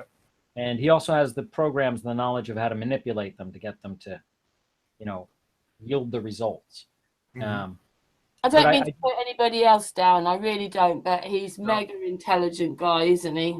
He is. Well, that, and you know, you can get somebody who's super intelligent but has never played with a particular piece of software or device. Let's say no one's ever played with an abacus. You know, they could be super intelligent, and if the first time somebody hands them an abacus, they look at it and go like, huh? You know, but after they know how to use it, you can get somebody who doesn't have a lot of gray matter and or doesn't have a high IQ, can still use an abacus. I mean, it wasn't designed that you have to be a scientist to know how to use it. It's actually pretty simple once you understand there's, you know, 5 beads and 2 beads, and it's all on base, technically 5. But it is base 10. You know, am I losing you guys when I say an abacus? I got a couple of over here. I can grab them. You see that picture that Chris sent? That picture, by the way, just so you know, Angel. Okay. Let me present it for a second. Yeah. Really old calculators. He sent you that picture. Oh, yeah, I see it. I've always been a fascination of how, why they use these things and how people say they're easy. And it's really just a big calculator. And once you know how to use it, it's really simple. These are 5 and 2, and it's all based on, once you get to 5, you move 1 over here based, it's just math. And it was really simple. And you probably found them in a second-hand store or on a flea market. eBay. Okay. I didn't pay more than, I think, $10 for either of them. But that's nice. If I wanted to, it's like I could do my taxes on this. It's just a calculator. And I liked something really simple like this, because if I had to, I could recreate it with just a couple of sticks and some like beads or something like that. And that calculator you have in your hands right now is free energy. It is. It's free energy, and if I stop, I can come back to it later. I can use it to tally things, and once you know how to use it, it's actually quite cool. Multiplication, division. Actually, it doesn't do division. You have to multiply in fractions. But either way, even computers can't do negative. They have to add. They have to add a negative. They can't subtract something, if you know what I mean. Yeah. But it's all the same way. It's the other thing is, since it's logic, it is just the way a computer does math. Mm-hmm. You can just add. Everything is progressive. Even when you're adding a negative, you're adding a negative. You're not subtracting something. It's funny that I have almost a similar one with colored ones on there. And then you had a clock on one side. They used them back in the day in schools. You had a clock to tell time. You had a clock on it, and you had also those beats you can move around to calculate. And I have 2 of them. One of the things, my other side issue is, I do think the AE map is more of a calculator for synchronizing time. Mm-hmm. The way that it's designed to be read, I'm not 100% sure it's a true representation of the plane on which we live, based on some of the anomalies on it, based on land sizes. But I don't really want to get into that bickering. I know what you mean. I do think it was really designed to synchronize time between point A and point B, and things of that nature. Mm-hmm. And I'm working on that, because I do think that much of our world is mathematical. I think when it was all lined out, the Masons, the Templars, the Priories, all those people knew this knowledge that farmers, like I said, blacksmiths, they didn't need to know. Why boggle them with reality? Just keep them, where they're dumb enough to keep the horses riding correctly and, feed me with food. And they don't need to know about how I make my money and how I can pull energy from the sky. And, I really think even back in the day with people on their staffs, how they would touch somebody and shoot lightning bolts and stuff, it was just a one-time zap, but they only had to do it one time. It's like, okay, I got one shot in my shotgun. As long as I shoot somebody and everyone else thinks I can shoot them next, no one's going to approach me. They don't have to call my bluff. I don't have to crank a second time, because it might take 20, 30 minutes to re-energize my staff. So, and I think that all had to do with the general knowledge of electricity, and just enough, or static electricity, really, that, it's always there, but it's not always massive amounts. It's minute amounts over time. You even have that sometimes when you shake somebody's hand, that you can get a spark. Yeah. Oh yeah, totally. I've had that a lot of times when I shake somebody's hand. When somebody asked me about the pyramid, I said, look, you can get 2 kids in a room with a rug with socks on, and they can run around the room zapping each other. It's like a joke. It's a thing. But they, if they do it too quickly, it's a small zap. If they run around for 5 minutes and touch you, it's a bigger zap. But if they run around for an hour, it's still there's a point where it achieves its maximum capacity. Yeah. And after that, you can't get any more. It's the same thing with the pyramid structure. It can only achieve a maximum, and then you start leaching it off. And nature provides the electricity, and you just leach it off at a rate where you keep it at its maximum on a constant level, and you play with that, and nature provides the rest. And this is, again, something that 100 years ago we really didn't even understand what static electricity was. So trying to explain to somebody, or trying to have even people comprehend what the pyramid was doing, would have been, impossible. Yeah. So they came up with the tomb theory, and it's been sticking around. Oh yeah, they always Foothold that they have established. They're establishing foothold after foothold, climbing up the world of deception. And the more that they can get you to not believe what reality is, the more they can give you a cupcake made of synthetic particles and pieces and flavoring, and you will eat it and be happy that they have won, because they can get you to eat anything, maintain a state of malnourishment, and the doctors are the holy men in white coats that always solve your problems, which are 90% of the time malnutrition. It wouldn't surprise me. It wouldn't surprise me that in the future they would have a glow-in-the-dark apple. Oh, a glow-in-the-dark apple. They have. They already have. Oh no. Here's what it is. See, as far as when they're doing genetic manipulation, they need to have, when you shoot guns, you need to have a tracer bullet so you can tell where it's going, because you can't see where the bullet's going. You need something you could visually see. Yeah. What they do is the same way they have the bioluminescent is technically what its name is, that jellyfish and some worms and stuff have. They will add the bioluminescent gene as well as the gene they are trying to present, because they can't tell if the gene that makes you not grow hairs under your arm took root unless you grow to maturity and your hair under your arm doesn't grow. Mm-hmm. So if they stimulate like 30 cats and they both present the gene that makes it so their hair doesn't grow and the gene for the jellyfish that makes them glow in the dark, when they have the glow in the dark cat that comes to maturity, or baby kitten that glows in the dark, they also have a good possibility that the gene that they were trying to present took root, and they use one of them as a tracer gene. And the one that they use is the bioluminescence, because that is one which can be visually seen. Mm-hmm. The side effect from it is that when they first tried it, they were doing it with cats, which is why I mentioned that. And since they were using it from the jellyfish, it also brought with it the gene for making it's actually, from what I understand, it's a oil that excretes from the gene, from your cells, that makes you itch. The itchiness of a jellyfish. Yeah. And that made this cat be in constant pain. But, they were able to trace the gene because the cats were glow in the dark.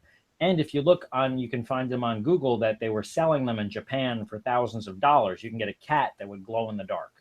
Oh, yeah? What they didn't tell you is the cat would be in constant irritation for its entire life.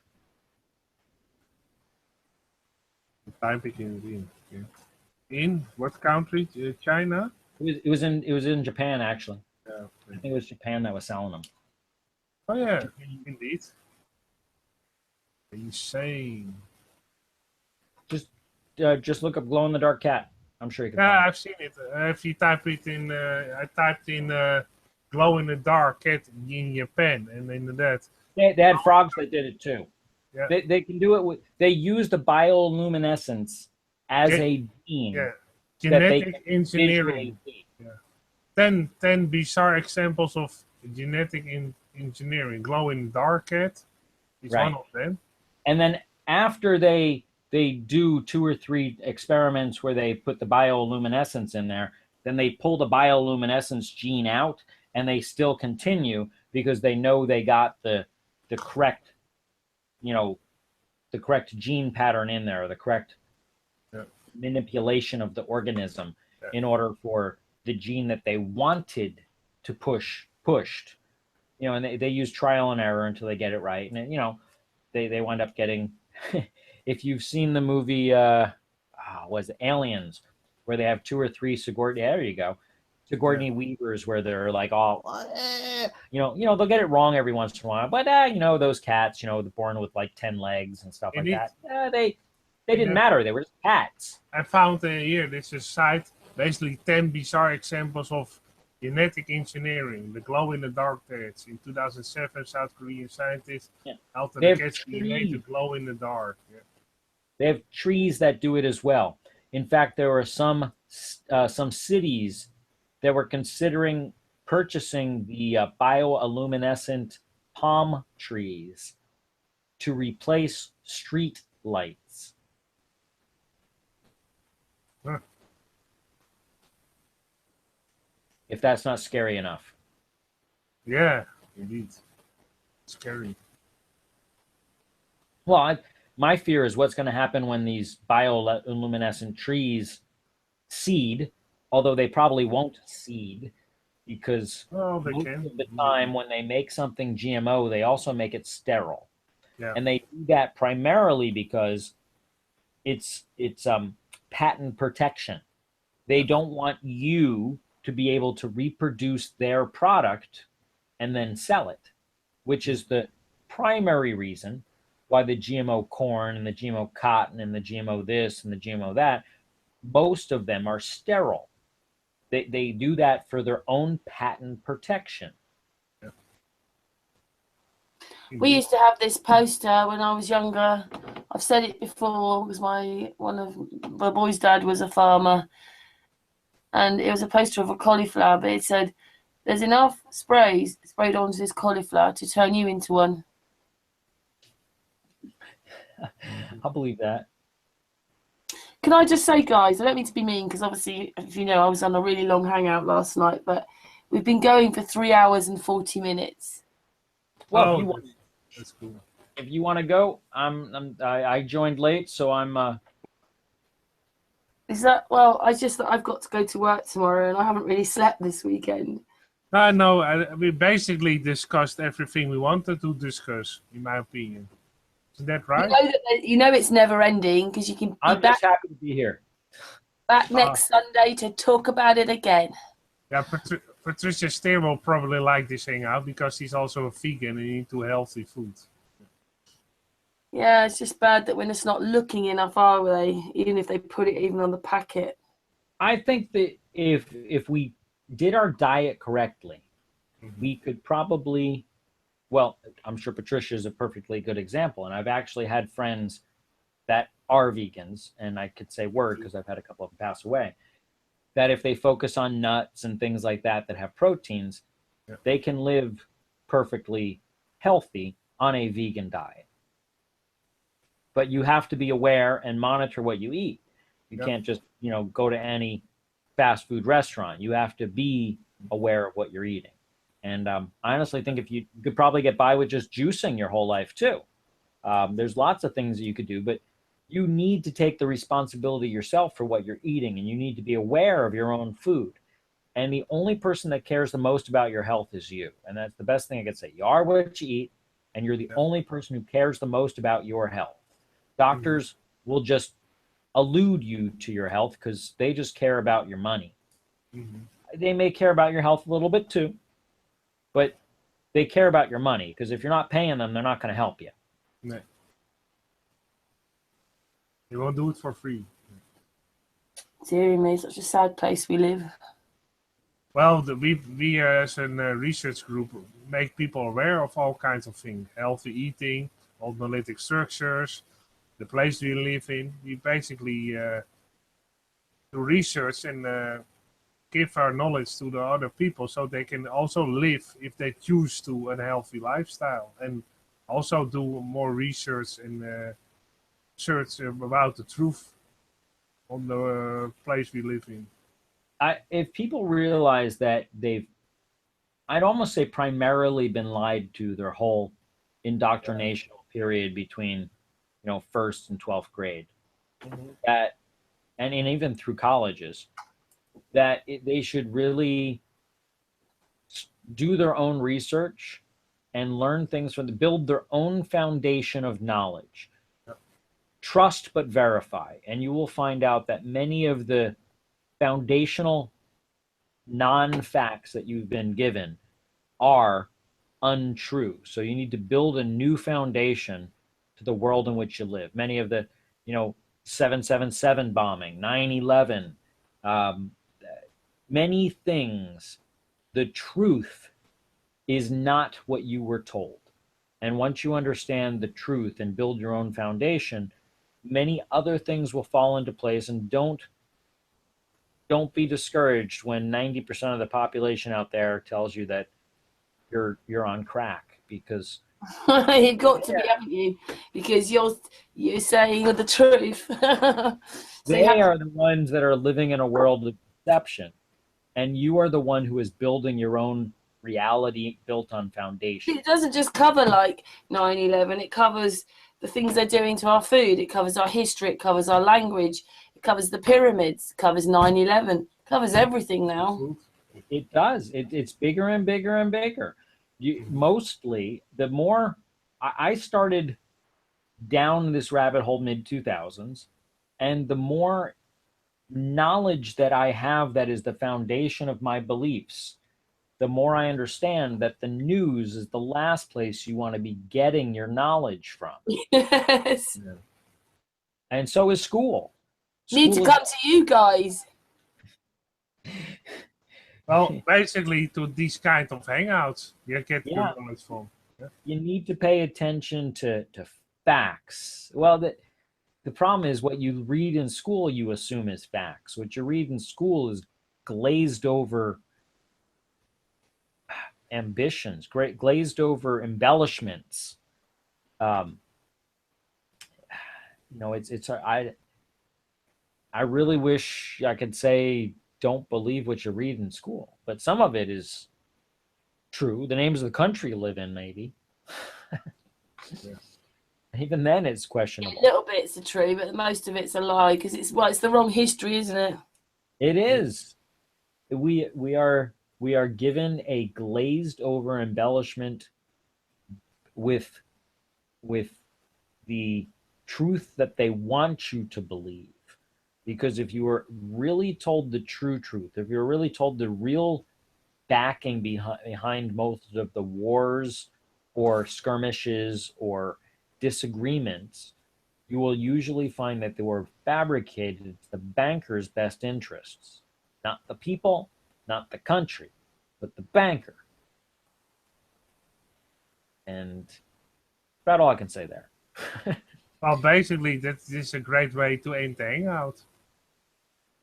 Yeah, well, you with those great words. Artist and Angel Night, even though Artist was presenting some work at the beginning, but the A's night. The A and the A's night. Well, again, thank you for allowing me to be here. Oh, yeah, you're very welcome. Angel, we missed you last week. Yeah, we always miss you when you're not around. Yeah, you're part of the family now. Oh, yeah, you have a great input on this channel. Great. Well, thank you. Yeah. Anyway, we have been going for this time. I don't mean to be you cut off and go to sleep. You got work in the morning. Yeah, indeed. Yeah. You're 8 hours behind. You're lucky. It's only what, 4 o'clock in the afternoon. 5 o'clock here. I'm still sunny outside. Oh yeah. Crazy. It's been dark for about the last 10 hours here. Anyway, I'm sorry everybody. As I said, a really long late hangout. I didn't really sleep last night, and I'm still in my pajamas. It's okay, Karen. We continue next Sunday. Yeah, and well, big flat earth hugs for everybody on the panel. Thank you, Angel. I'm giving you one. No one can see me, but I'm giving a hug. And everybody watching and everybody that's going to watch. And thank you, Angel, and Artist, for all that presentation again. You're welcome. And thank you, Judith and Patricia. Anyway, thank you all. Back tomorrow, so see you tomorrow. Bye bye, everybody. Bye bye.